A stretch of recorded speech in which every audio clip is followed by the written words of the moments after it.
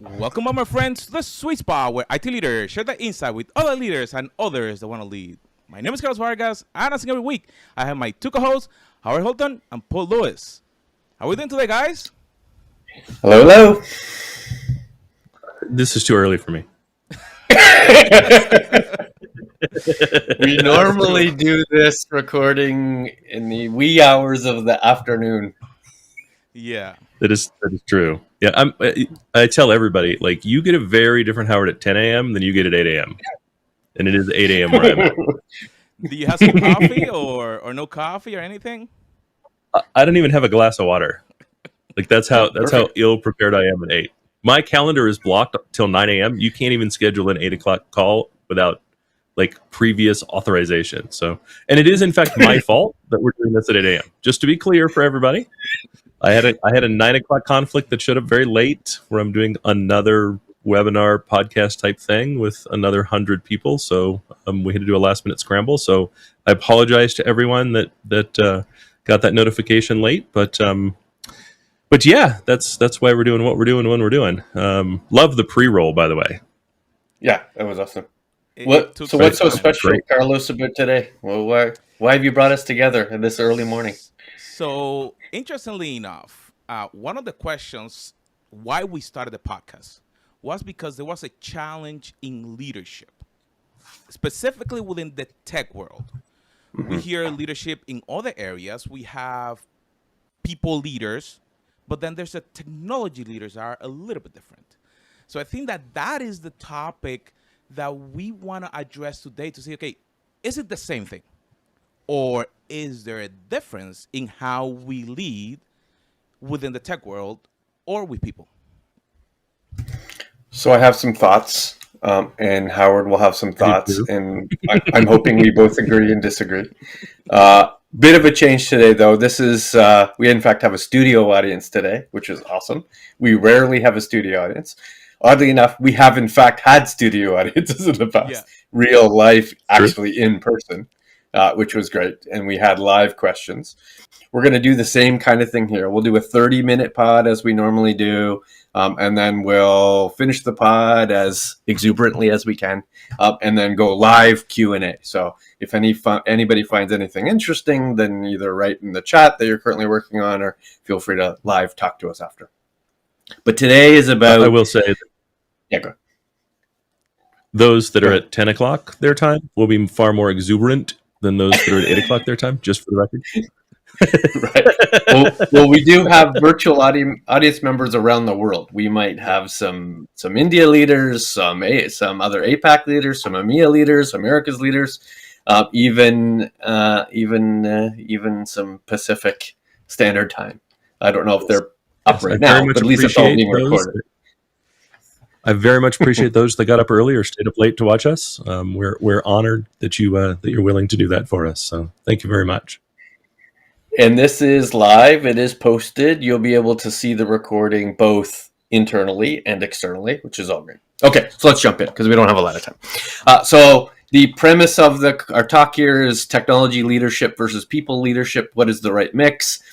Snobs might refer to it as, multi-dimensional technology leadership. We might also use that term, or we might not. Who cares? We're not really snobs in the grand scheme of things. But let's start with a premise, and I'm gonna bounce it off you, and you tell me if you think this premise is reasonable. So the premise is this: as a technology leader, or arguably any leader, but let's focus on technology leader because we have a technology leadership audience in many ways. I need my team to hold two thoughts at once, right? Thought number one, that we are the same. And you can define that in many different ways, but let's say from a technology leader, we are the same means we are technologists, are both of us. We're experiencing lifelong education and learning. We want to know and learn new interesting things all the time. We demand sort of critical thinking. If we want to make decisions, we want to make sure we have the data and technology to prove that. I want to know as much as I can. I might even have a tad bit of absolutism in terms of technology decision making. So we are the same. But at the same time, we want our teams to know that we're different, right? And the difference might be in terms of context. We think of other business contexts. We participate more with our peers, so we have an appreciation of the peers' context of decision making. That business decisions drive most technology decisions, not technology purity. So the absolutism becomes less absolute. And I've probably been promoted into the role I am based on, a display of skill. I've shown skills that are beyond technology, or shown skills, or at least an aspiration to do something different. So reflecting that, Howard, do you buy that premise, or do you buy something else? I mostly buy that premise, right? I would say if you no longer have a love for technology, please get the hell out, right? Especially if you're a leader. Especially, I was thinking about this when Carlos was kind of doing the intro. Most COOs came from the business. Most that I'm aware of came from the business. VPs of operations came from the business, right? Finance, and I apologize for all of you that are finance. I actually think you're alien, so I'm not sure why you get into finance, but that's because I don't understand the appeal. But like we need you, we love you. It's great. But you still note that finance, HR, marketing, they're all in the room. So feel free to offend all or none. All or none. Okay. I'm sure I'll offend some. I apologize for offending you, but only kind of. It's just who I am. Like almost every other business unit, you come up through the ranks of that business unit. But it seems like IT, there's a lot of IT leadership that has no IT experience whatsoever. And I kind of find it weird, right? It's also part of the breakdown and part of the like continuous IT attitude where engineers and sysadmins don't respect their leaders because of that lack of experience, that lack of ever being in the trenches, that lack of ever understanding how this stuff works, and an appreciation for sometimes effort that feels effortless. And there's a lot of IT leaders that lack that desire to continually learn, to constantly, the constant discovery that comes along with what is arguably the fastest changing space in the world. I have a deep legal background, and what appealed to me about technology, my dad was a law professor, and what attracted me to technology was it changed faster than the law. And the law is pretty dynamic. You could argue that medicine is the only thing that remotely keeps pace. There's constant and continual medical discoveries that are important that you need to keep up on. I can tell you, after working with a health insurance company and side by side with doctors for half a decade, the number of doctors that are like, no, I got my PhD, I don't have to learn anymore, is shocking. And for technology, that's akin to death. And if you're a leader that doesn't do that, I promise you, people have already held a funeral for your brain. But how much of that is purposeful versus, happenstance, right? And I use that only because, as you elevate through sort of the leadership hierarchy, by definition, you have to know less about the total, the sum total of the teams that work for you, right? So if you're the CIO, the likelihood that you now have a practical knowledge of security and applications and infrastructure and project management and product management becomes low, right? I might be an expert in one of those, but not all of those.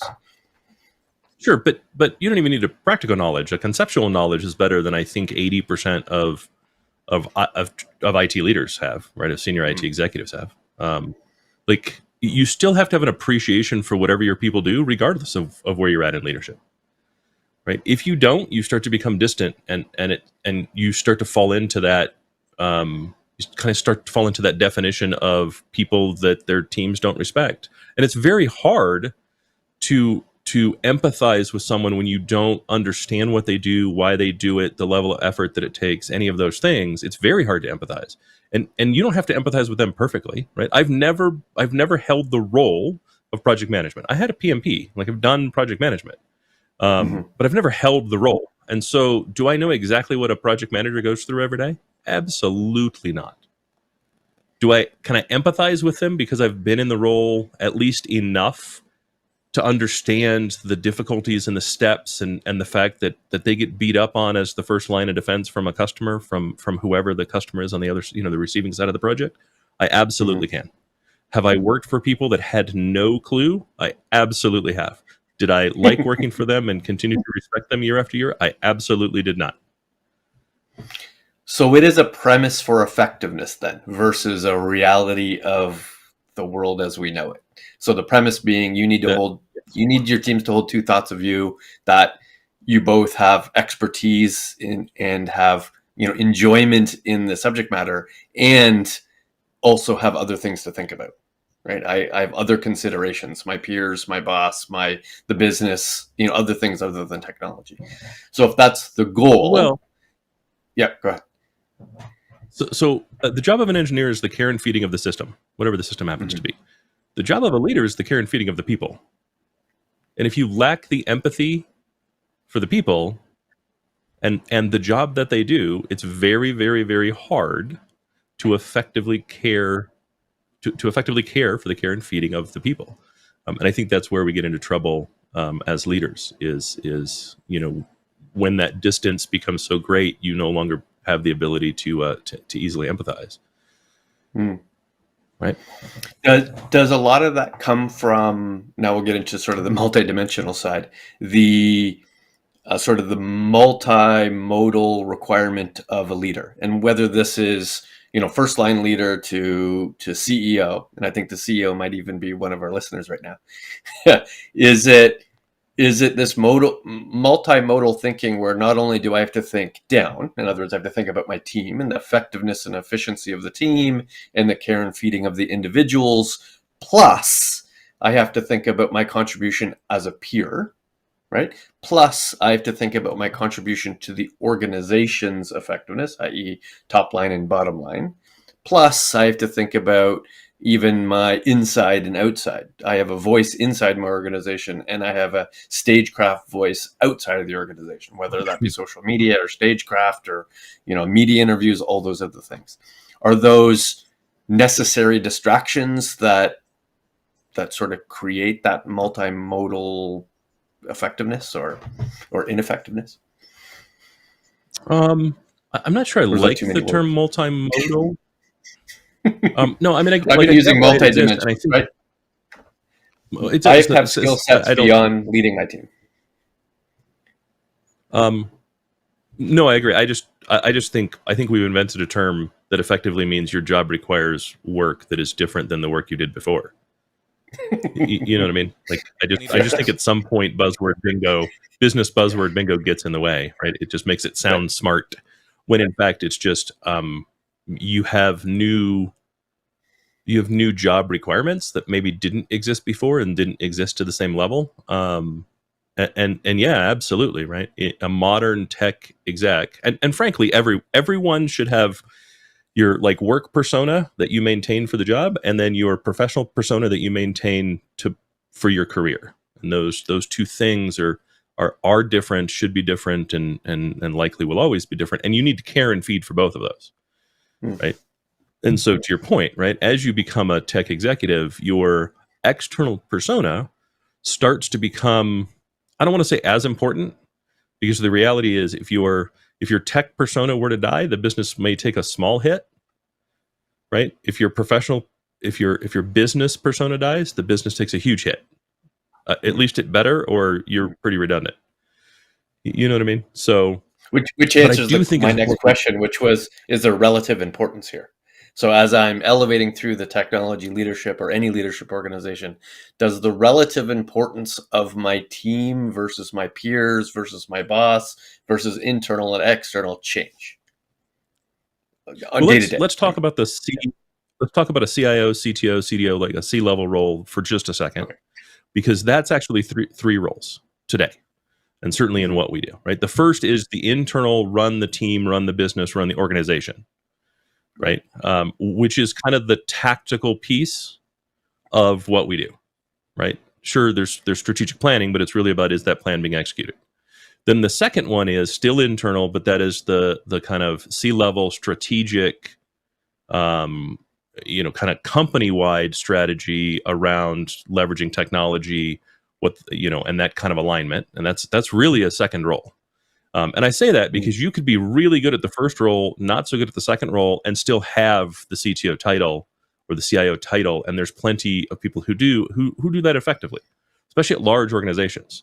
And then the third is that external role, right? And so you kind of have three roles that you need to do. If we remove the third one, because not everyone does that, not every CIO and CTO is on stage or speaks externally or maintains much of an external presence, and just look at the first two, I think where a lot of leaders get into trouble is they don't properly feed those two roles, and they don't properly find a balance between those two roles, right? In some cases, they're extremely kind of strategic, and they're very, very top down, right? They don't lead from the front. And that doesn't mean sitting at a keyboard, right? That means under that level of empathy and understanding with what all of your people do, so they feel like you represent them, and instead you represent the business. And that's kind of the level of strategy, right? When I'm thinking strategically, I'm representing the business as a whole.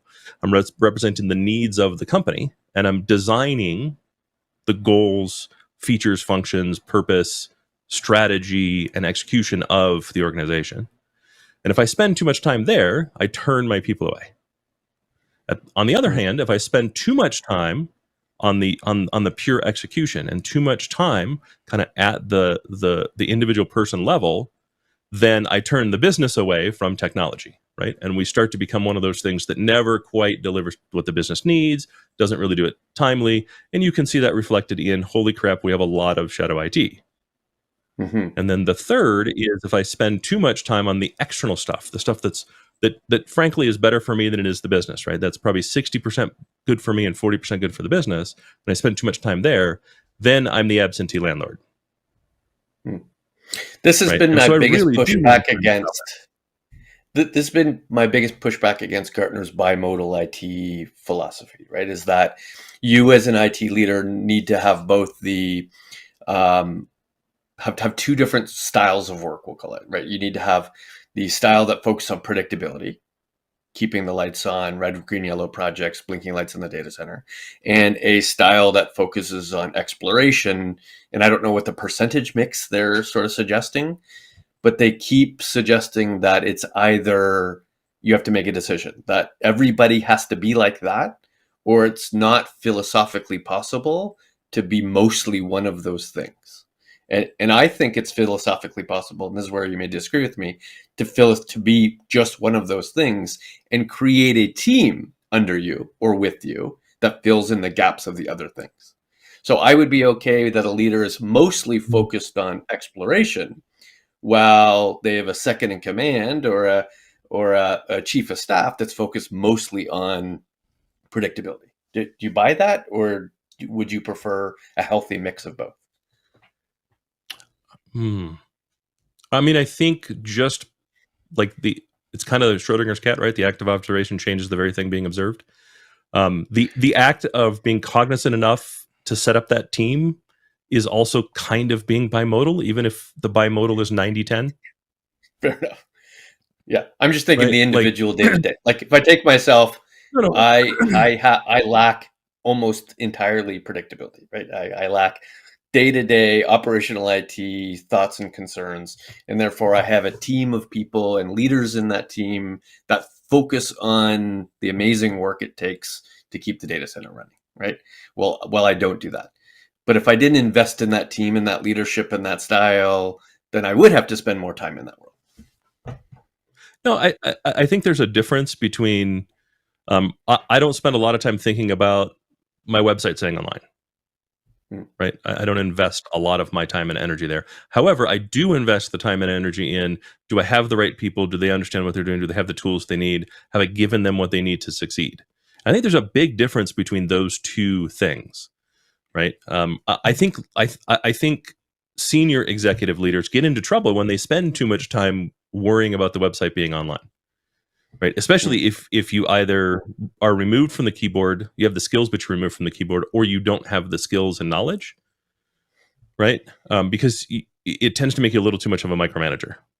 You know what I mean? You're constantly looking for feedback that you need to get somewhere, and so that tends to put load on your people.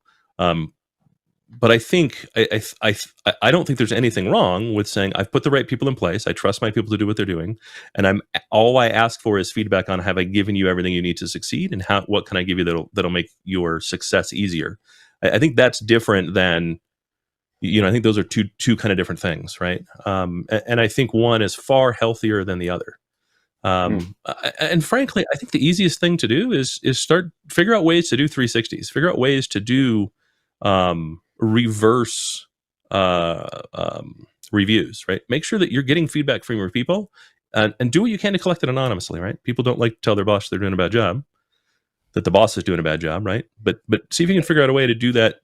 Talk to your HR partner and say, hey, can you do a 360 review involving my team and give me some anonymous feedback? I think just the act of doing that and being genuine about it is a step in the right direction, right? It continues to connect you to your people. And I think that's the important part. I don't think being involved in the day-to-day is the important part as much as it is having empathy for what it takes to be involved with the day-to-day. That's the important part. Well, everybody's involved day to day. The question is, what are they doing? No. Their day to day. Their day to day, right? It's your people's day to day, right? Yeah. Having empathy for the people that work for you, keeping in mind, right, that without us, they're still going to get the day to day done.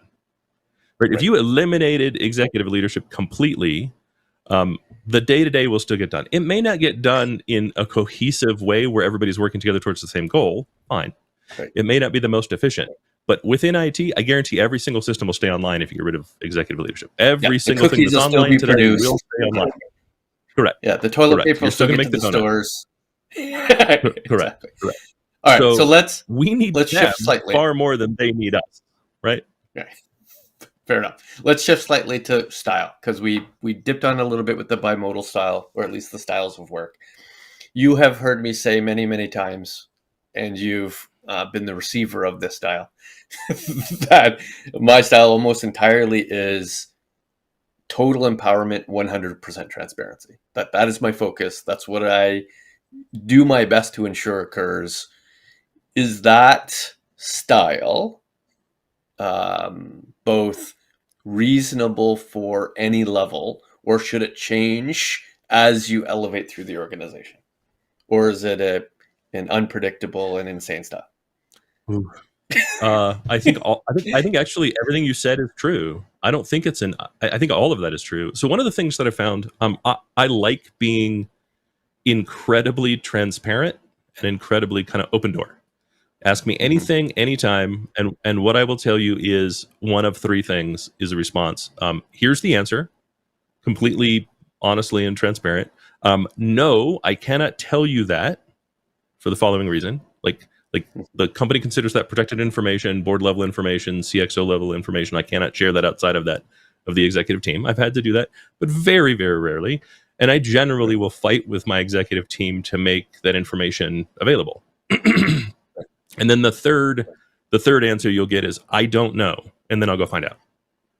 And I'm happy to say I don't know.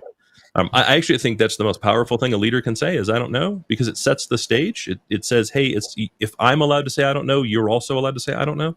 I can't have a false expectation for you that I don't have for myself. So I encourage people to say I don't know, and I encourage leaders to say I don't know, especially when you take over a team. Like say I don't know relatively early.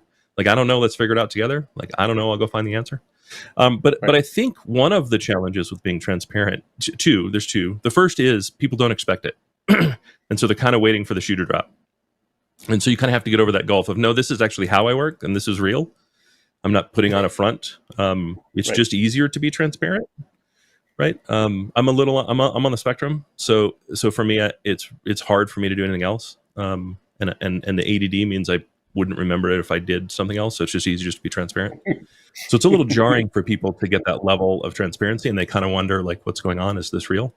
And then the other one is, because most people don't understand what the job of an executive really is, they don't always understand the answer that they get, right? And so sometimes we say things where they don't get the context or the nuance or the reason for the answer, the perspective.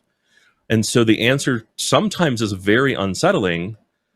And if you don't catch it and go, oh, wait, let me explain the context behind that, so that you can in fact understand why I would say what I just said, and what it means and why it means what it means, it can be really unsettling to people to kind of do that.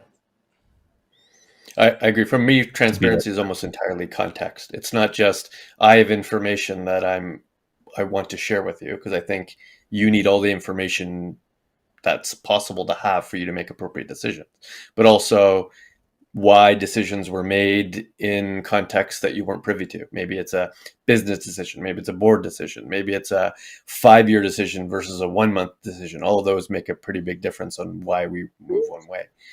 But that's the transparency side. How about the empowerment side, where I would focus most of my time and energy on ensuring that the direction is set, but the day-to-day work, the week-to-week work, even the month-to-month work is now your responsibility, versus me probing on whether that activity gets done or not. Does that differ through the hierarchy? I guess is the question. No, not at all. Not at all. Right. I like to say I hire adults. Right. And that's what I do. I hire adults. Right. I'm not hiring you to be babysat. I'm not a micromanager at all. Not even close. Right. Matter of fact, I generally expect you to give me updates. And if I need to know something, I will just ask, rather than me kind of sit on your shoulders and constantly expecting updates. And I think it's really, really critical. You get if you have the responsibility for the success, you must have the authority to execute against that success. Must. Mm-hmm. So yeah, you have the authority and the autonomy to do the job. I will frequently ask every single one-on-one, am I giving you what you need to succeed? I may not ask that exact thing, but that's the purpose of the one-on-one, right? What do you need to be more successful? And that's really the job. The job is for me to make sure you understand what the strategy, the goal, and the purpose are, and the vision and all that stuff, right? The VSEM pieces. And then for you to be able to tell me where you have roadblocks that I can help move out of the way. That's totally the job. And I don't have time to get into your stuff. Like, I don't have time to meddle. I don't want to meddle. I have no interest in meddling. If you need help and I have experience, ask. That's what I'm here for. And I may offer, and if you don't want it, that's okay too. I'm not here to do your job, and I'm not here to step on you, and I'm here to support you, and that's really the job. The job is to support you. Right. Good. Well, and the worst parts of the job are right. The worst parts of the job are when you can't. To end on that. So, if we think about before we close, we talk about the executives, but we also have a lot of audience that are starting their journey. Where should they focus? Because as I was listening to both of you, there's really good nuggets, but someone that may be starting in a new role as a manager, or that they're not a manager, but they're the leader of the team. There's someone that may be managing, like you said, that they came from another area. Where should they focus? Should they continue with the technology side, or should they focus into the people leadership side? Quick, before we finish. So I'll give you my 10 seconds, right? The team gets praise. The leader gets the opposite, right? If something went wrong, if something broke, if something failed, take that on your shoulders as the leader. That's your fault. It's always your fault. You put the wrong person in charge. You didn't set them up for success, whatever. It's always your fault. Take it. Share the praise with the team. If you need to correct someone, you correct someone individually, one-on-one, and do it from the perspective of you as the leader own the failure because you didn't set them up for success. So start by saying, hey, this didn't work. What can I do to help you in the future so that we don't make the same mistake twice? As a new leader, that's the best thing you can do. Forget about the rest of it. The rest of it doesn't actually matter. Do that. That's the best thing you can do. And then build the other skills as you continue. And always, always, always remember, we manage things, we lead people. Yep. And my closing advice would be rethinking what first team looks like when you become a new manager, right? So when you become a new manager, a new director, a new VP, new CXO, rethinking about who your first team might be. In other words, people who report to you, or people who are your peers, or people who you report to, or people that are outside the organization. That changes as you elevate. So really think about the percentage of time you should spend with your peers as a CIO versus the manager of SRE. Cool. So there you have it, my friends. take the time to get all those nuggets. Sometimes you're gonna lead people, but the technology gonna help you to understand it, but not just focus just on the technology that you forget the people. So make sure that you share, you subscribe, and we'll see you on our next episode.